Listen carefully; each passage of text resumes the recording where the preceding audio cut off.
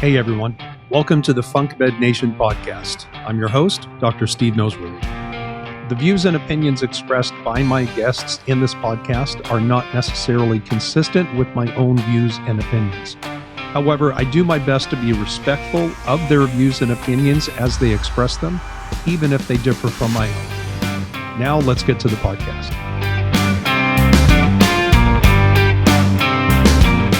Hey guys, Dr. Noseworthy here. Before we get started with the interview, I want to say a few things about my two guests today, who are Dr. Rob Melillo and Dr. Peter Scire. I'm just going to read you from Dr. Melillo's website to give you a little bit about his background, and we'll talk about how he and Dr. Scire have worked together for many, many years. But in 2004, Dr. Melillo published Neurobehavioral Disorders of Childhood, an Evolutionary Perspective, which was a working theory textbook on developmental disabilities. And this book continues to be utilized at both a graduate and undergraduate level in universities around the world. Dr. Melillo's best-selling book in 2009, called Disconnected Kids, catapulted him to national prominence, and greeted with overwhelming positive response. The thesis of that book serves as the foundation for the work being done at brain balance centers around the country. And we're talking today about the third edition of his book, Disconnected Kids. Now, he's got a very rich background as an author, a researcher, a clinician, an entrepreneur, and so we'll just leave it there as his introduction. Dr. Peter Scire, you may recognize his name. I did a two-part interview with him not long ago where we talked about something called immunoception, which is a subcomponent of a larger concept of the brain called interoception. And Dr. Peter Scire is a fantastic clinician in his own right, but he's been associated with Dr. Melillo and his work for many, many years. In fact, being the owner of, I believe, the first three brain balance centers when that kicked off back at its origin point. Since then, he's become, let's call it, and these are my words, Dr. Melillo's right-hand man, so to speak, and he teaches at a postgraduate level with Dr. Melillo in what is called the Melillo Method, which is the upgraded version, if you will, of how to deal with neurobehavioral disorders and other neurological conditions that we see quite commonly in clinical practice from a cutting-edge science perspective. And so I'll leave the introduction there. Let's get back to the interview. I kind of want to split the conversation as best we can into two segments. One is, Rob, to talk about the third edition of your book, Disconnected Kids, and probably branch that out into a broader conversation about neurobehavioral disorders and not necessarily confining it to children and adolescents, but talking about some of the things that we might see in adults that could be stemming from issues that they had when they were younger. But then, maybe turn the conversation into a little bit more of a clinical conversation. Last time Peter and I talked, we talked about interoception and immunoception and the role of the brain in controlling immune mechanics. And I think that's just a fascinating topic. And it's, certainly something that we see in clinical practice all the time, issues with those functions. And we'll cover as best as we can. I mean, if you're feeling kind of generous, we could always split this into two different sessions, and I'm certainly more than willing to do that. Sure, absolutely. Yeah. So Rob, let's talk about your book. Like you wrote the first edition, I think it was 2009. Correct. And I did get that book and I read it then, and I've just finished reading the third edition, which I don't think is published yet. Is that correct? It just came out on the 6th of August. So it did. Well, yeah. Congratulations on that. And for those of who might not know, we're in an era now where pretty much anybody can publish a book, right? Because the whole self-publishing engine is out there.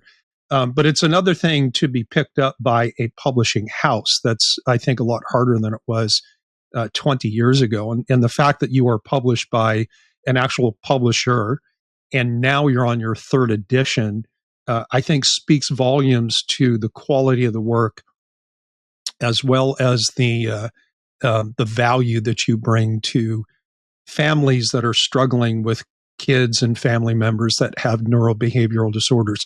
So why don't you take just a minute to describe the concept of disconnected kids. And you can go back to the, what we all call the origin story. Like, why did you write the first book? What led to that? Sure. And maybe walk us up in general terms to now we have a third edition and you've, added quite a bit of new material to that.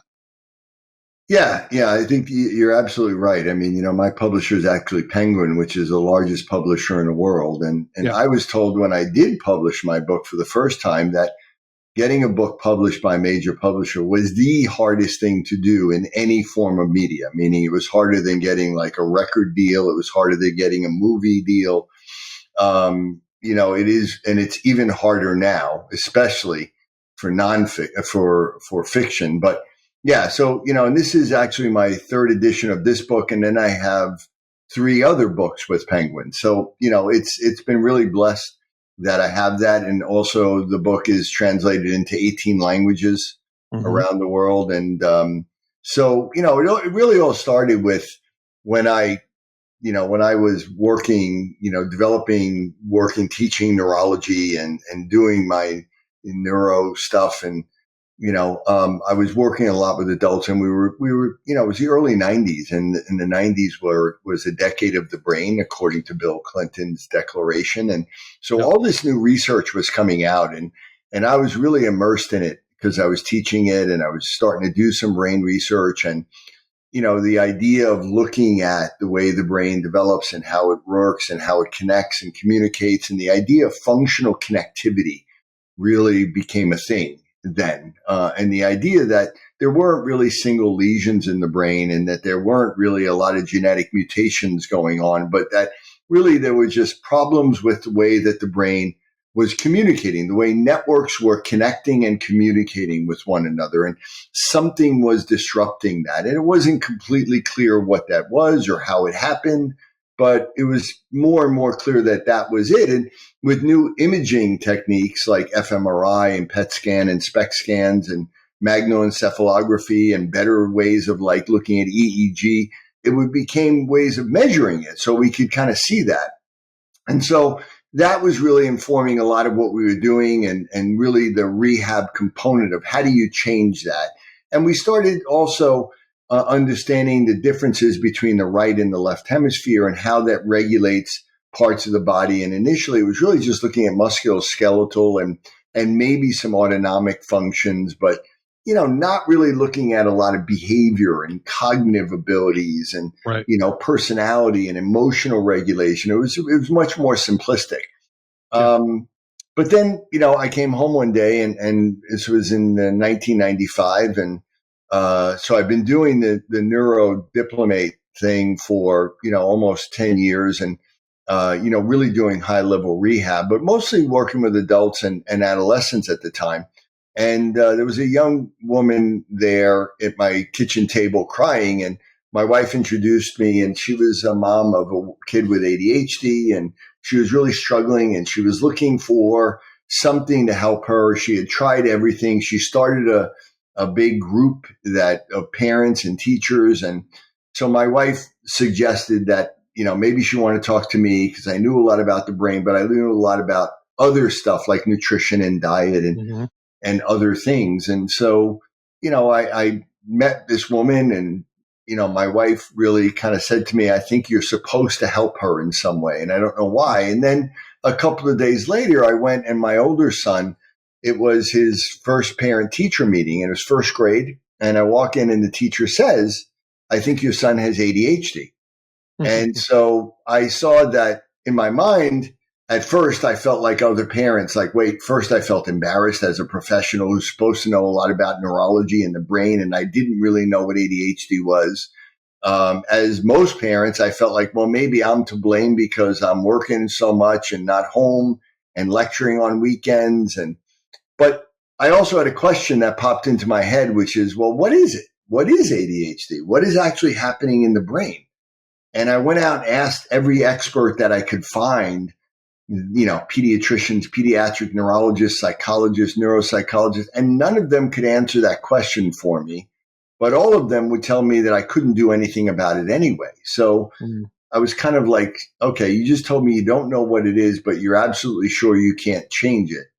So that's when I really dove into and immersed myself into the research, and really became kind of an obsession to me. And I, really compiled every piece of paper and data, and I went to the libraries, and, I eventually turned that into a book that I published in 2004, which was my first textbook, called Neurobehavioral Disorders of Childhood and Evolutionary Perspective, which was, a 500-page textbook that I had actually handwritten 1,300 pages with over 4,000 references at that point.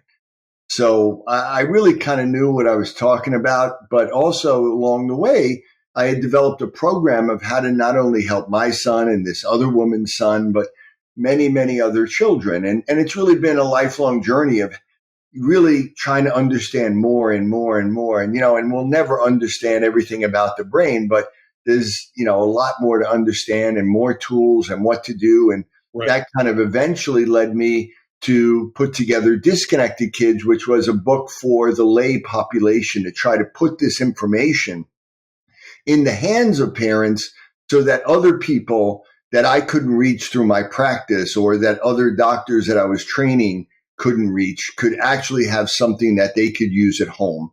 And from the beginning, it was really very well received, and it's been, a bestseller since the beginning. And obviously, having the third edition, it's even more popular now than it's ever been before. So it's still resonating at a high level. So we just came out with the third edition. I'm really happy about that.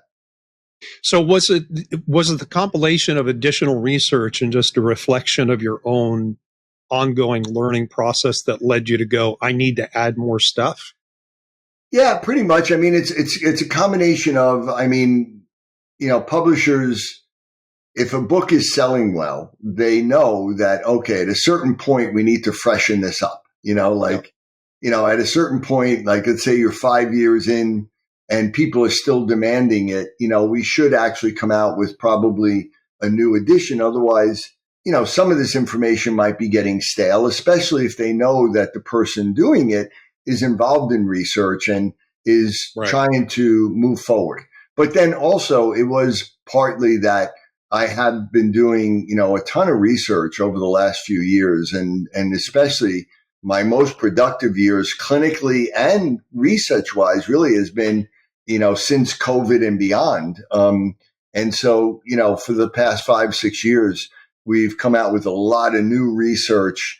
And so we wanted to include that because we needed to update it, and in the area of the immune system and, how the brain regulates the immune system and how that relates to those issues. There's a lot of new information on that. So it was a combination of, there's a lot of new information, published a lot of research, but also, at a certain point, you need to kind of update things. And so when you do a new edition, it's got to be at least 25% new material. And we have more than that. We have probably 30-40% new material in this book. Yeah.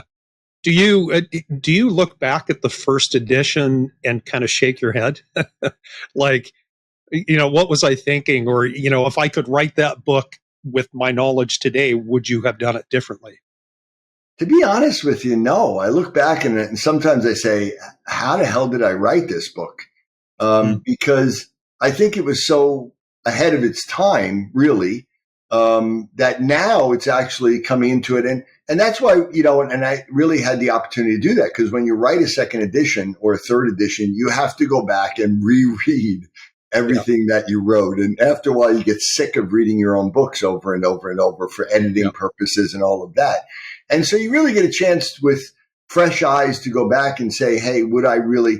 And to be honest with you, no, all I see is that, wow, there's so much more I'd want to add to this and clarify it more and be more specific. But there's nothing that I look back and I go, oh, I shouldn't have done that, or I wish I did that differently. I just look at it now like, okay, now we definitely need to update this. But, I think it was relevant now, and it's relevant, and, it was relevant then. So I really just feel like, we just updated it. That's all we need to do. Yeah. Peter, let me toss you a question and get you involved in the conversation. Like, if we kind of pivot off the concept of disconnection, which, Rob, I think you explained very well from a neuro standpoint. It seems to me that there's a disconnection between what's published in the research and what scientists know about how the brain works and what clinicians know and what they can, perceive in clinical practice. And then there's a big gap between those things and what parents understand. How would you describe that problem of these pieces being disconnected themselves? And then how do you think the work that you've done with Rob and you've done in your own practice starts to put those pieces together? I think it's a great question. I really think there is this true disconnection. I think we hear that the difference between clinical practice and research is almost like a 10-year gap in a lot of areas. I think we always hear that, if not maybe 15 at best. So I think, for me, who was someone who originally started doing Rob's work early on, I was one of his early adopters of his work, would go out and do lay lectures to the public. And, at the time we were just relying on some research papers that were coming out like in the 80s and the 90s in the decade of the brain. But it wasn't until I think Rob wrote the textbook that you saw the culmination of all this research come together in one book. And then, at the same time when he wrote the book, there was very specific research groups that were actually doing some really good work in the field of ADHD and autism, specifically like Marcel Just's group from Carnegie Mellon. And then you had Eric Krasage and you had Uta Furt. So you had a really great pioneers, Martha Herbert at Harvard. Then you also had Jeremy Shamaman at Mass General that was really doing a lot of work. But it wasn't until I encountered Rob that all of a sudden you had a clinician who had all this background in neurological rehabilitation take all these concepts and bring it together. Okay. Yeah. And he did it wonderfully in the textbooks, but who was going to read this really intense textbook? Some of our diehard colleagues did, and maybe some parents would pick it up. But when the book came out, that transformed the conversation, I really believe, in 2009, because it went from, now where you didn't have to. I remember when I was first trying to get physicians to even be interested in hearing about his model, they were like, well, I'm not going to read a textbook, and at that point, he really hadn't published any papers yet. And so, I would give them some papers from the researchers that I was just talking about, and they were like, yeah, I'm not going to read those anyway. But you give them a small book, okay? That was a game changer.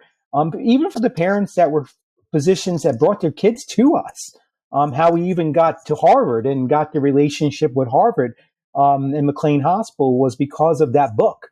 Okay, that a researcher looked at the textbook, but then fell in love with the Disconnected Kids book and said, "Hey, this concept completely makes sense. And not only does it make sense, it incorporates all the different various aspects that we were seeing in these children." Because you got to remember that probably before Dr. Melillo's work, everything was modular based. Okay, just like Dr. Melillo was referencing in the brain research, where we were looking at a lesions or a modular aspects, we weren't looking at networks. Well, he was the first person that really took the big leap and said, we got to look at this as a network of networks on both sides of the brain, and really how are these networks communicating together. And so you had people in the academic arena looking at these as purely academic disorders or cognitive deficits or executive deficits. You had people in the behavioral arena looking at it purely behaviorally, especially in the autism community, looking at it either behaviorally or from a biomedical model. These were the camps. And then it was when finally Dr. Melillo came around and said, hey, here's a unifying theory, and says, this is the unifying mechanism for all these disorders. No one up to that point had done that. And I think that's what makes his research so groundbreaking. Yeah. And, Rob, one of the things I love about the book is that I was thinking about this last week when I started going through the early chapters. And what you've done is you've taken what we might call neuron theory 101 and translated that into just common language, right? So that anybody can understand it. And, going back to this idea of the disconnection within our professions, where you have the scientists doing their stuff and you have clinicians doing their stuff, and then you have lay people who struggle to find answers for things that are really challenging for them.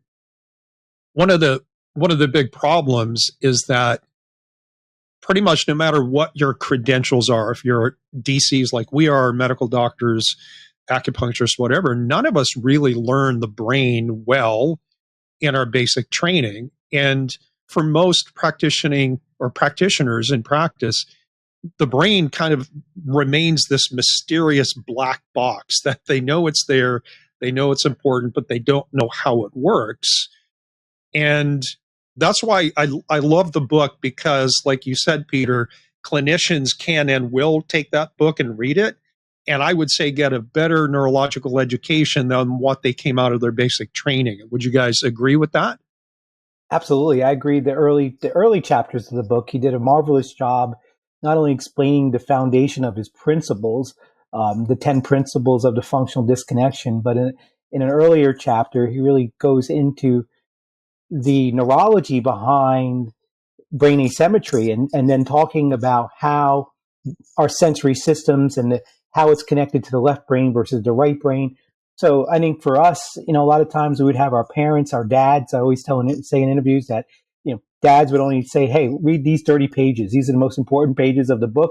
If you read them, you'll get the fundamental, what's the problem? And then really ultimately, how are we going to fix it? How are we going to address it? Right. Yeah.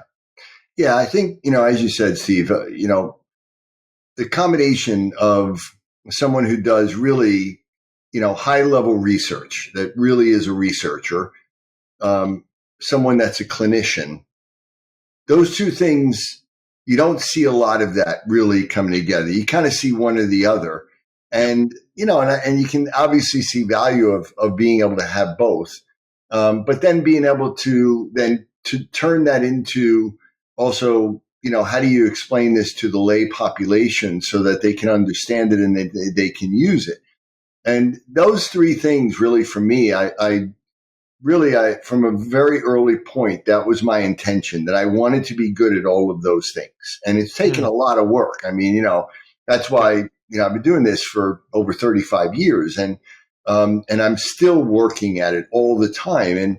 And teaching was part of that. And it still is part of it, because teaching helps to really tie it all together as well. So, all of it, from a standpoint of, learning stuff. And as you said, I think the biggest thing right now for me is that very few people really know the brain from a functional perspective, really at all. Even, the average neurologist doesn't know it at all. The average, even neurosurgeon, they may know some anatomy, but, and so that's the thing for me, because, when I see patients and they come from all over the world and people that have been almost everywhere, first thing I ask them, has anybody ever tried to explain to you what's happening in your child's brain or in your brain? And the answer is always 100% of the time, no. Yep. And, if I ask them, why do you think that is? They're smart enough to say, well, they probably don't know. And I'm like, you're right. They don't know. And so to me, that's where it starts. That was my first question, was what's happening in my son's brain, right? Yeah. And because how am I going to change it? Can I change it? And until that's answered. And so really, this has been a lifelong journey to try to understand that at the deepest level and really have a working knowledge so that it's what I do every day, all day. And if you were in our office, even my staff, I mean, all day, every day, we have pictures of the brain. We're talking about Brodmann areas. We're talking about different parts of the neuroanatomy. We're talking about right brain and left brain functions. And it's what we do. And that's the only way to master anything, is when it becomes part of what you do every day. It becomes a habit, and you're devoting thousands of hours to it. And I think that's the difference, really, is that, there are a lot of bright people out there, and there are a lot of people that know about this or that, researchers who know a lot about the brain, but they've never applied it to real live people or patients. You have doctors that know clinically what to do, and they have good instincts, but they really don't understand what they're doing. You have people in the biomedical world that understand, the body and the metabolism and the immune system, but really don't understand the interaction between the brain and the gut, and people in the psychology. So like Peter said, they're very compartmentalized, and I've really devoted my career to try to really bring it all together. And I think that's what makes the difference. But when you put the book together in all of the editions, somewhere along the way, you chose not to simply write an informational book, but you wrote it in such a way to give people, parents of children with neurobehavioral disorders, some actual tools. You have checklists, you have inventories, you have exercises. And so essentially what you did was you equipped the do-it-yourselfers with basic information that they don't have to fly halfway around the world to see you unless they feel like they want to. What was the rationale to include all of that stuff? Because some people would argue, you're only taking patients away from yourself, like as a clinician and, as a business person, as someone who provides healthcare. Why did you include that portion of the book so that people could do some things on their own? What was the rationale there? Well, the broader mission was once I finished my textbook and I had written 1,300 pages and, read over 4,000, books and articles, I knew I came out of that and I was seeing something that other people weren't seeing. And then in working with it and developing a program, I knew I was getting results. I also knew that we were facing an epidemic that was only going to grow. Yeah. And so my first desire was, as a healthcare practitioner, as somebody who wanted to make a difference in the world, that I really had something to offer of value. And I wanted to get that out there to as many people as possible. And I tried to do it through teaching, and that was my first step. And that helped, but it wasn't enough. Mm-hmm. And so it was like, how do I get this to a mass group of people? And so a book, that was it, right? Most people, as we said, are not going to read a textbook. They're not going to read a scientific paper. So the other thing was, and I wanted to give them real tools because, and it's funny because, we had also been starting Brain Balance. We've been starting these centers where we were using these principles. So there was a business model as well where we were, increasing centers, and there were people that were involved and people that had invested in it. And a lot of people, when that book first came out, that were involved in Brain Balance, and Peter will remember this, said, you're giving too much information out. Like, it's too much. Like, you're giving them the secret sauce, right? And I said, and they said, it's gonna work against us. And I said, no, because people out there and parents, they're really smart. And what's going to happen is that if this book comes out, that it's just like a sales pitch, right? We're just giving them, this is the problem with no solution. We're going to lose people. They're going to believe that this is just like bullshit. They're not going to believe you for real. Yep. We needed to be fully transparent. We needed to be really authentic and really say, no, this is why I'm doing it, because we really do want to help you.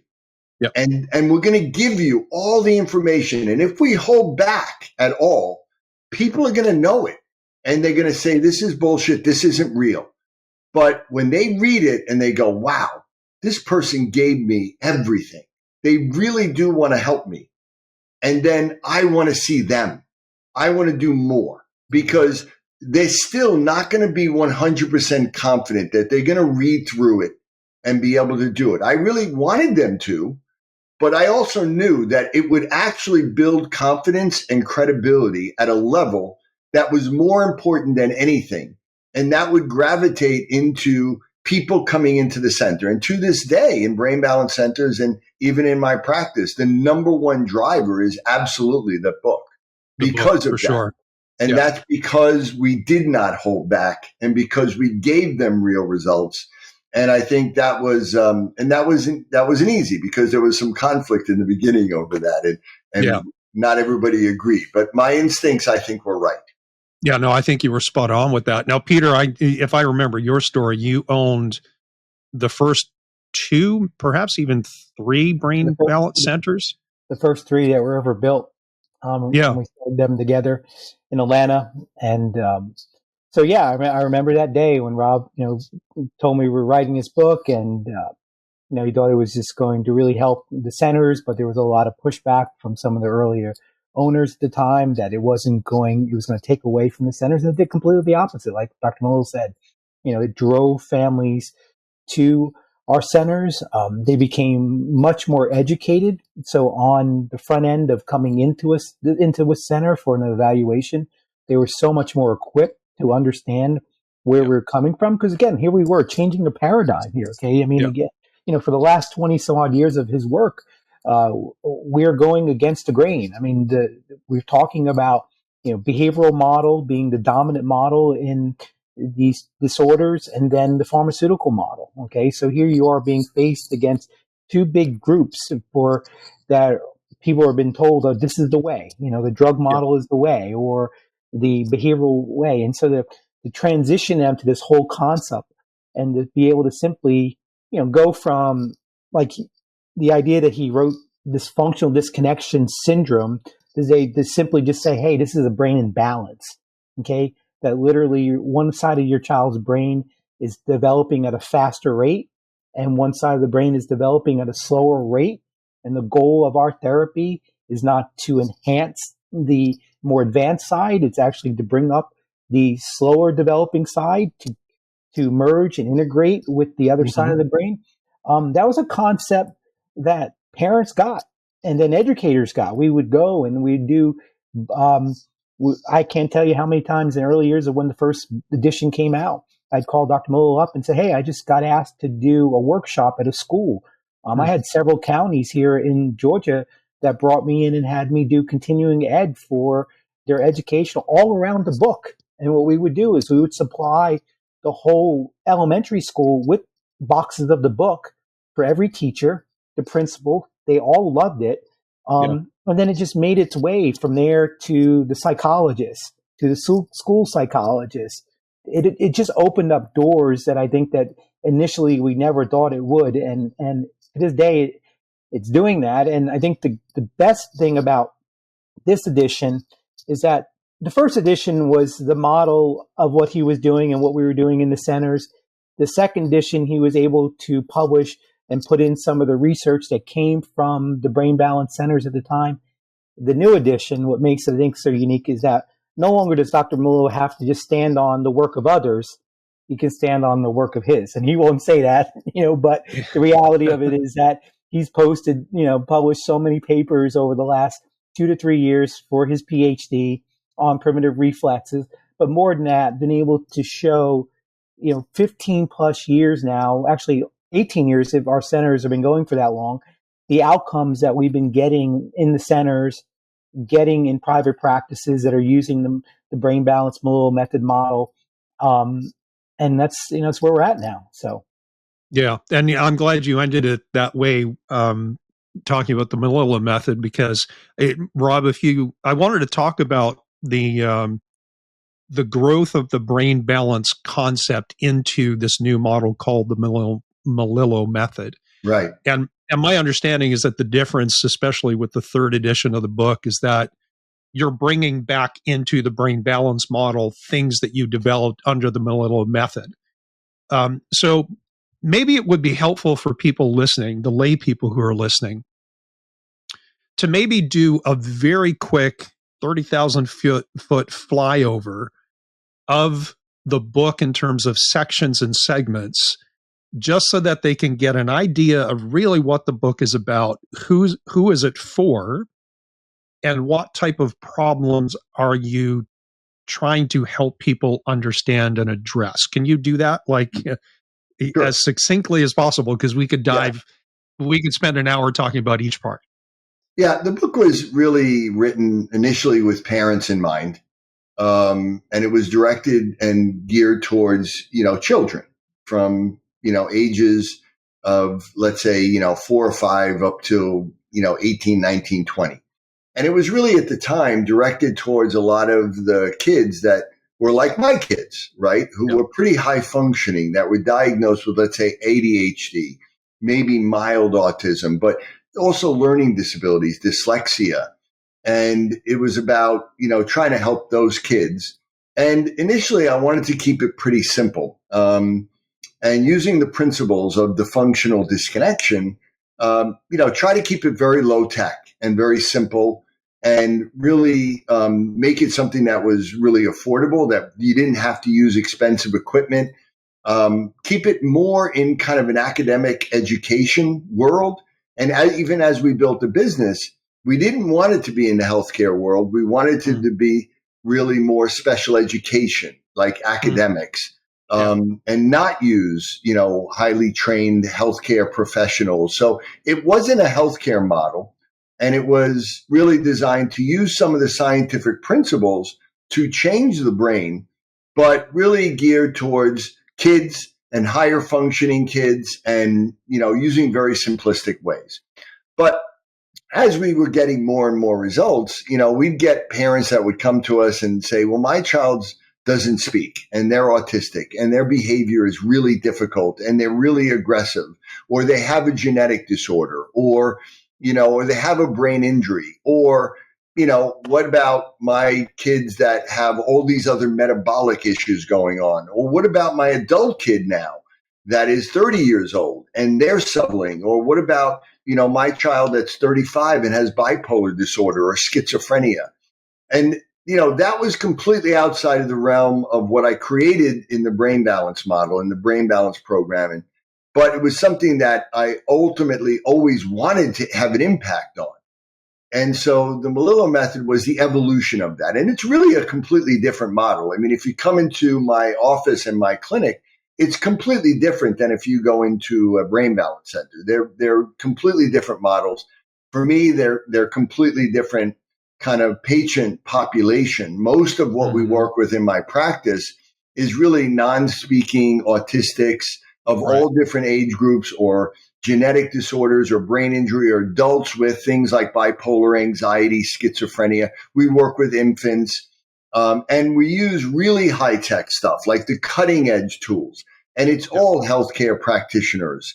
And it's a much more sophisticated model. It's a much more costly model. And but we're trying to really say, okay, what do we do now with the most difficult problems in the world that nobody really can work with at this point, and kids and people that are violent and aggressive. And so that's the model I've created, and that's where the Melillo Method comes into play, using a lot of lab work, a lot of things that Peter's put together, really sophisticated ways of looking at labs in a really, functional neuroimmunological way. And, these are things that have nothing to do with brain balance. So a lot of the underlying science is similar, but the way that we've evolved into it and what we've evolved into with the Melillo Method is very different than what we really go through in that book. But we've incorporated a lot of that new information. Even the way we handle some of the things we handled before, like primitive reflexes, is completely different than what we did before, and much, much more effective.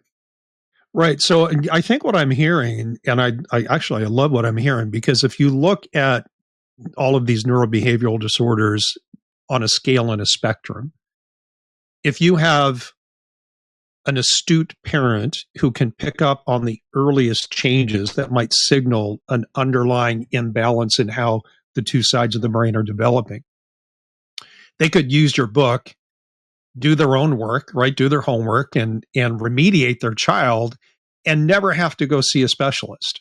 Right. Right. But then you do have these nonverbal autistic children, and you do have adults who had brain imbalances that were never resolved, that have sometimes neuropsychiatric issues.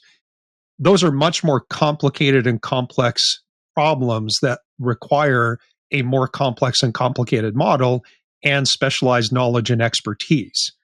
So you've really kind of played both ends, right? You've got the do-it-yourselfer who's proactive and can take a book and translate that into something that's really going to make a difference on their own.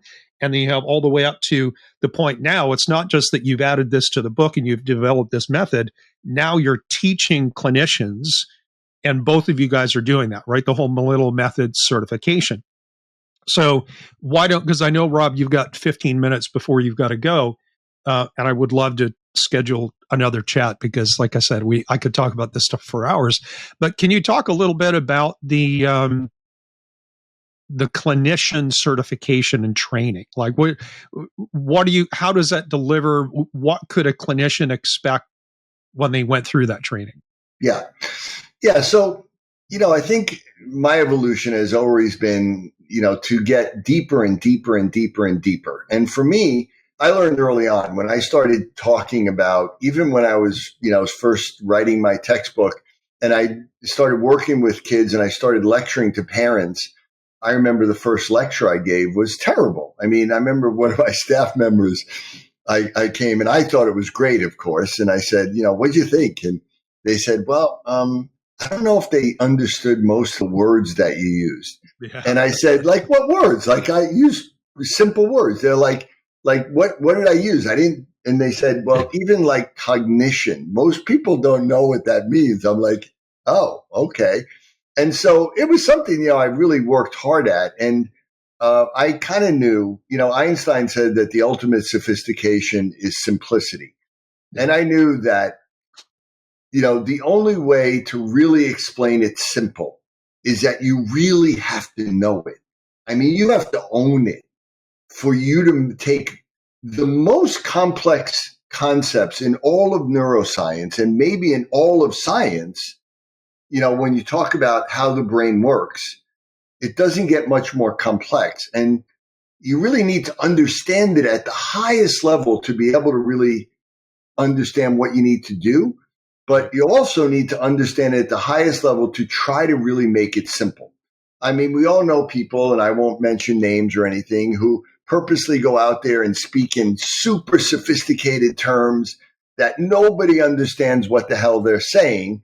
And people are like, wow, that guy's really smart, right? But to me, when anybody has to talk like that, it's because they really don't know it, right? They really don't know it that well. And so all of this has been part of that. In my course, it's where I can really try to go nuts, meaning where I can really get deep into it with people and an audience. Listen, I'd love to sit in front of an audience that has 10,000 people or 5,000. But the fact is, for really sophisticated information, you're going to have a smaller audience that's more sophisticated, right? Right. And they're going to really appreciate it. And we get these people that my wife, likes to refer to us as your neuro nerd friends, that we get together and we want to nerd out, like really at the deepest level, right? And Peter's been doing that with the immune world now. And so, we want to, but even that, we have to constantly remind people that, in a 150-hour course, even though we're getting at a fellowship level, it's high level. We want to it's still relatively simple from where we can take this. And there's, a lot more steps and there's a lot more training that can go on, but we're trying to give people really good understanding, working knowledge of the brain. But, and that's really where we've been at over the past few years. It's 10 modules and it really cuts on looking at specific conditions, but at the same time, building a really good working knowledge of the brain and the nervous system and the immune system and the interaction. And we give people real tools about how to go out there. And we have parents that take the course and actually can go through it and even become certified. But, it's really something that is meant to give people really high level tools to be able to go out there and really make a big impact. But there's a lot of other levels that it can get to. Yeah. Yeah. And I'm thinking just with the 10 minutes we have left before you have to go, instead of diving into the clinician side of things, let's keep it on the layperson side. Peter, with all of your experience, and I know that you've worked both with the brain balance model and now obviously the Melillo Method model. It's hard to say. What are some of the common patterns that you see when you evaluate a child that is somewhere on that spectrum, ranging from attention deficit, whatever, to really complicated autistic type behaviors? What are some of the commonalities you see in terms of left-right brain functionality that need to be remediated? Sure. I mean, well, primary number one is the primitive reflexes. I mean, you're going to see them. Okay, you're going. All right, so let me just pause you there and say, let's define that, because let's just assume whoever's listening has no idea what that is. So these automated steps that happen developmentally in the first year of life, that there's a sequence of reflexes that are coming online in the womb that assist in the birthing process. and then set up the developmental stages of the brain and the central nervous system over the course of the first 12 to 15 months. And that by around that end of 12 to 15 months, those specific reflexes, these primitive reflexes, because they start at such a early part of development, and they are all found in the brainstem. So looking at that particular primitive part of our brain, again, they all should be inhibited by that end of the first year. And so if they're retained, what they basically do simplistically is suspend the development of the brain. And in most instances, it's going to probably suspend the development of the right side of the brain. Okay. So when we look at children that have symptoms of inattention or hyperactivity or any type of obsessive compulsive or motor tics or even Tourette's, social pragmatic type of problems where they have social communication issue, or as they age up, they don't necessarily have what we call pragmatic language, or the conversational aspect of language. They may actually speak and use vocabulary and spell really well because of the bias of the left brain, but in terms of understanding language or comprehending language, which is a primary skill of the right brain. So what happens in all these disorders is that we see these retained primitive reflexes.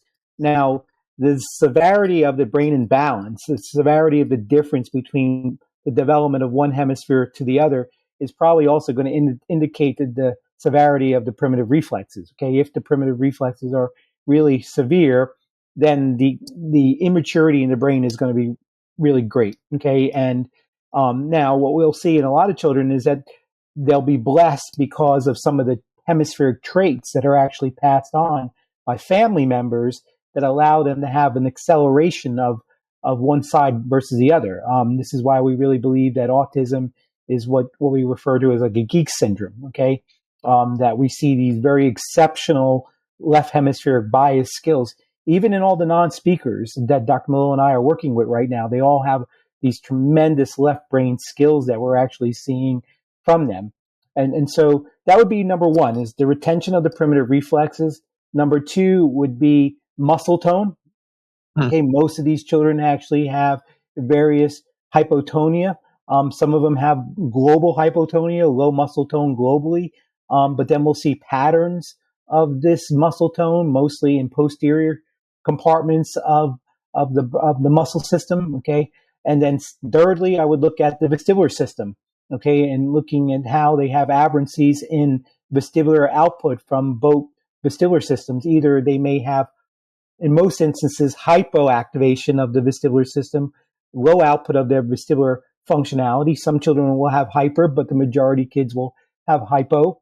And fourth, we would look at a lot of the oculomotor development of their eye muscles, okay, inability to have coordinated eye muscles in basic eye tracking or rapid eye movements, or the ability to converge or diverge their eyes. So broadly speaking, I would say those four major areas we're going to see are going to be delayed. And then as they begin to, let's say, develop the 2 and 3 and 4, when we should see more of their cognition developing, their cognitive powers developing, or their social pragmatic development happening around that, let's say 28 months beyond the 36 months, the 50 months, that's when we'll start seeing that delay in those functions as these kids are entering into, let's say, preschool, pre-K. But you're going to see the primitive reflexes, the low muscle tone, the hypovestibular function, the failure of eye muscle tracking.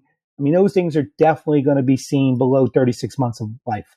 Yeah, and I would imagine it's each case presents slightly differently, even though the general pattern might be similar.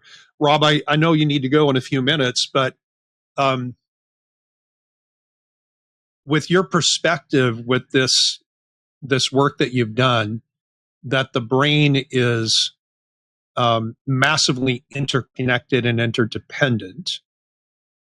If we look at the role that these primitive reflexes play in the developmental hierarchy, and the fact that if these primitive reflexes are not abolished, the brain delays its development. Would you say, like, if we look at the Pareto principle, 80% of your output comes from 20% of your work. how much value can you derive from simply identifying retained primitive reflexes and then doing the work to abolish them, taking away that obstacle? Would you say that that translates into 80% of your results, or is that just step one, but there's an awful lot of more work that needs to be done? Yeah, the way I look at it, Steve, is more and more I realize that there's interrelationship, which is probably the two founding principles. One is what we call vertical integration, right? The idea of bottom-up development and then top-down integration, and that there's this progression which is led and started by these primitive reflexes, and then, they should go away and all of that. And then at the same time, there's a differentiation with the right brain developing in the first 3 years predominantly, and then the left brain developing in the next 3 years, so that we get this differentiation and the right and the left brain. And as they mature, they become more and more specialized and more different, and more demand to make sure that they are integrating. It becomes harder and harder to integrate them. And so those two things are intimately involved with one another. So for me, getting rid of the reflexes is foundational. If you don't get rid of the reflexes, we're never going to be able to fully integrate the brain. But if we don't fully integrate the brain or work to integrate the brain, we're never going to fully get rid of these reflexes. Those two things are intimately, and I think that's where I see some failures, meaning some people will come in and they've done years of primitive reflex work with other people, and the primitive reflexes is still there, and it's very frustrating for them at a strong level. Then I see other people that might have been going to people that were trying to do some brain integration, but and they may have gotten some results, but they didn't get complete resolution of the issues or as much result as they thought, and it's because they didn't look at the primitive reflexes and they didn't deal with that.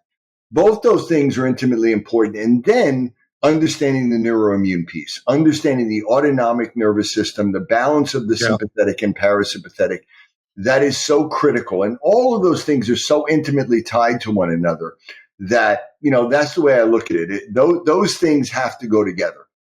Yeah.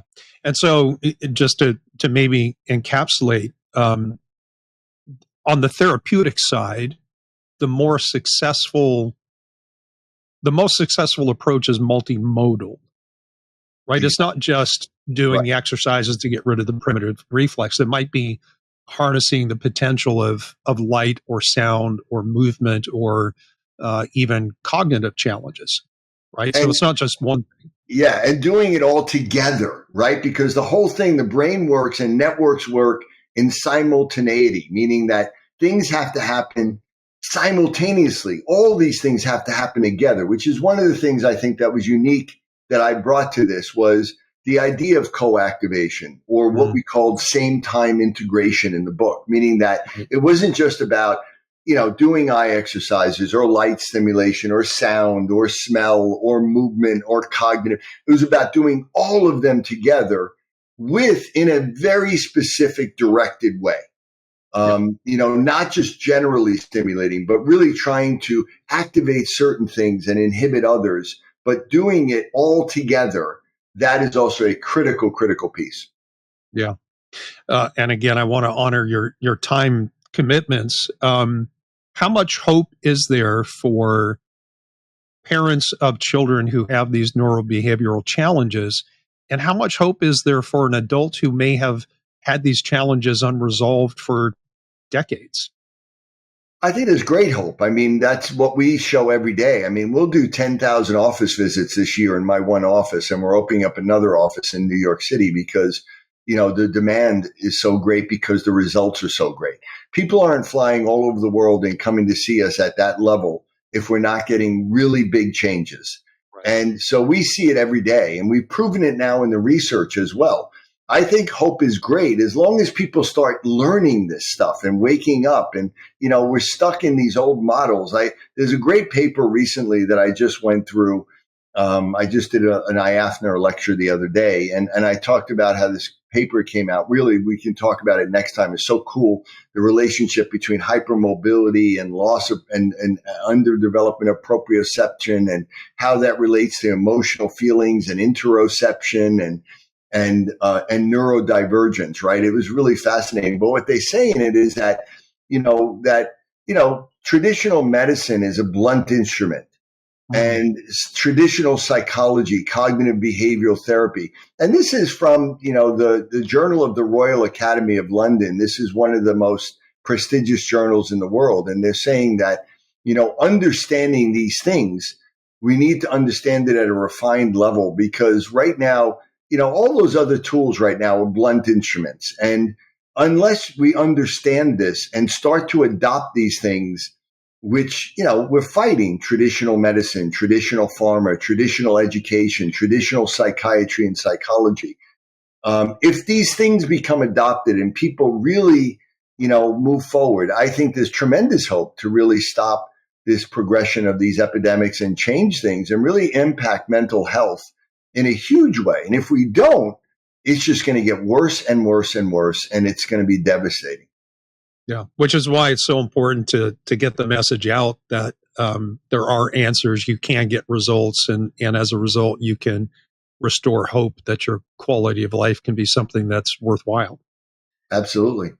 Yeah. Peter, any final words? I think he did a great job summarizing it, so we're good. Yeah. All right, I'll reach out to you guys, and we'll set something up, and we'll record part 2. And I feel like we just got it started rolling on the really nerdy, cool stuff that we all love. So let's make some time to come back and finish that conversation off. Thank you guys. I really, truly appreciate your time. All right, Absolutely. Steve. Thank you, buddy. It was great. Okay. Thank you. Talk soon. Bye. Bye.